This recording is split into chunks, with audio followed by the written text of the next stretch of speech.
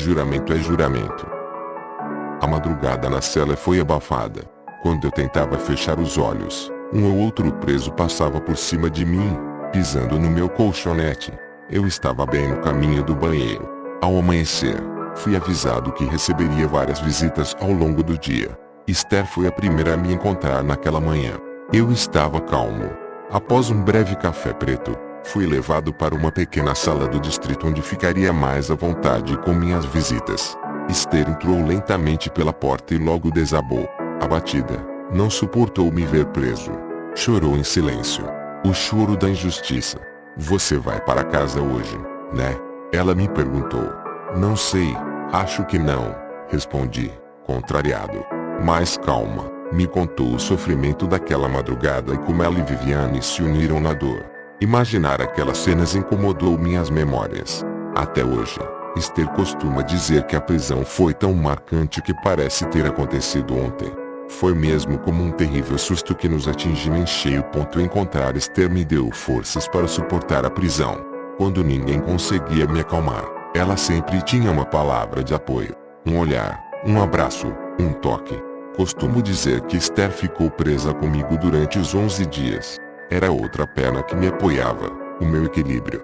Sem ela, seria ainda mais difícil vencer tantos obstáculos. Antes de roupas limpas e produtos de higiene, pedi uma Bíblia para Esther.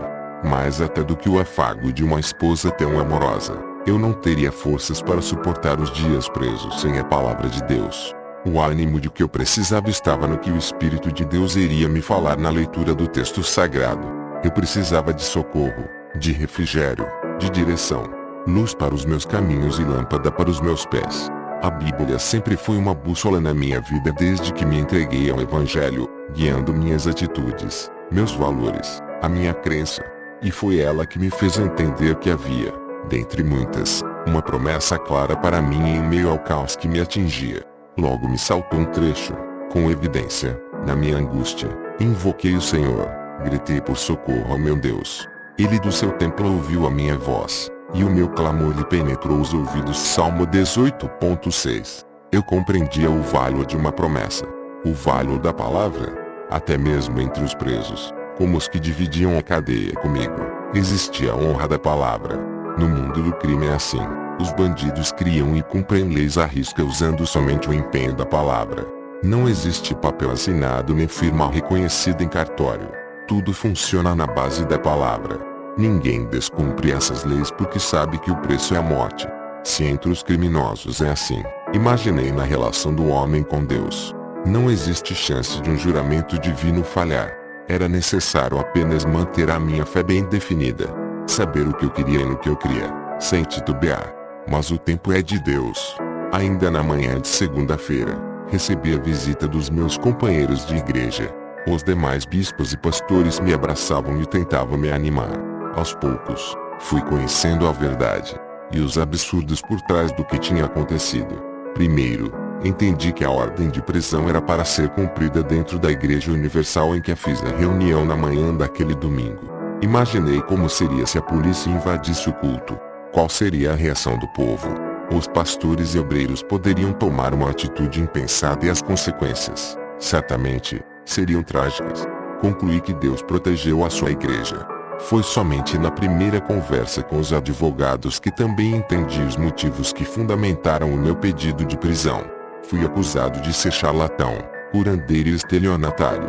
Charlatão é o indivíduo que explora a boa-fé dos outros para obter vantagens. Um fingido que aparenta ter habilidades que na verdade não possui. Curandeiro é quem exerce ilegalmente a medicina ou que finge tratar doenças por meio de rezas ou magias. E estelionatário é o famoso 171, aquele sujeito que fala mentiras para tirar proveito das demais pessoas, que adora passar os outros para trás. Foi por isso que a justiça ordenou a minha prisão, e também porque achava que eu fugiria do país. Mesmo provando que eu possuía residência fixa e comparecendo fielmente a todos os interrogatórios. O mais revoltante, no entanto, foi ser acusado injustamente de crimes que não havia cometido. Quando ouvi aquelas explicações, minha indignação cresceu. Os profetas curaram. Elias curou uma criança já sem vida depois de multiplicar a farinha e o azeite de uma viúva. Eliseu curou o comandante de um exército, herói de guerra, vítima de lepra. Ana, amargurada de espírito, foi curada da esterilidade e Samuel nasceu. Ezequias chorou, com inconformismo e lágrimas, e foi salvo de uma enfermidade mortal. O Senhor Jesus curou. Ele ordenou a um paralítico que levantasse, tomasse o seu leito e fosse para casa. A mulher, com hemorragia, teve o sangue estancado com um toque nas vestes santas.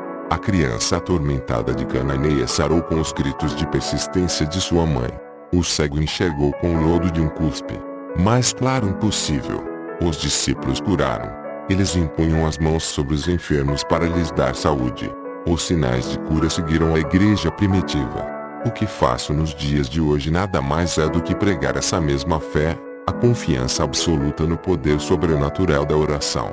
Existem milhões de pessoas no Brasil e no mundo que podem comprovar a verdade desta fé que produz milagres. Eles existem, sim, e são reais na vida do povo da Igreja Universal.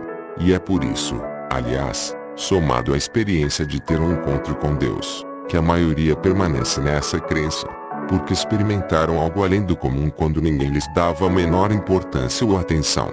Nem o governo, nem as autoridades, muitas vezes nem a própria família. Eram excluídos que descobriram uma razão de viver e hoje são homens e mulheres realizados, felizes, completos. Como convencê-los de que foram curados e salvos pelas mãos de um curandeiro e charlatão? Qual o sentido em acusar de aproveitador quem apenas oferece ajuda? Aliás, quantos milhões, talvez bilhões de reais, o trabalho de libertação e cura da Igreja Universal já não fez e faz os governos pouparem somente no Brasil? São adultos e crianças que estariam entupindo os hospitais públicos em busca de tratamento. Muitas são enfermidades com origem espiritual que não podem simplesmente serem erradicadas pelo esforço de médicos e enfermeiros. Essa mesma economia beneficia os governos com o trabalho de recuperação de criminosos de norte a sul do nosso país. Eu me recordo de 2 casos verídicos que ilustram bem essa tese. Em um deles, 2 mulheres, cheias de joias e roupas de grife, passeavam em frente a vitrines de lojas famosas de uma rua de São Paulo. Conversavam alto. Um jovem, que por ali passava em direção ao trabalho, ouviu as 2 me criticando duramente. Com raiva, diziam que eu era ladrão e apenas sabia explorar os miseráveis. O rapaz não se conteve. Me desculpe, mas as madames não sabem o que dizem sobre esse homem. Não fosse por ele, as senhoras estariam sendo assaltadas agora. Sou ex-bandido. E fui recuperado por Deus na Igreja Universal, afirmou. Diante do olhar assustado das mulheres, o jovem pediu licença e foi trabalhar. Em outra situação, dessa vez no Rio de Janeiro, um executivo chamou o táxi ao desembarcar no aeroporto. Disse o endereço de sua casa ao motorista. Na primeira parada do trânsito, o taxista começa a bater papo. Sem perguntar a crença do passageiro, começou a falar de religião e disparou ataques contra a Igreja Universal. O longo discurso terminou com um não é. Como resposta, ouviu um pedido para que encostasse o carro. O senhor deveria agradecer a Deus a existência dessa igreja. Sou ex-assaltante de táxi. Você poderia estar sendo assaltado e talvez morto. Até logo. Despediu-se, indignado. O homem pagou a corrida até ali e pegou outro táxi para casa.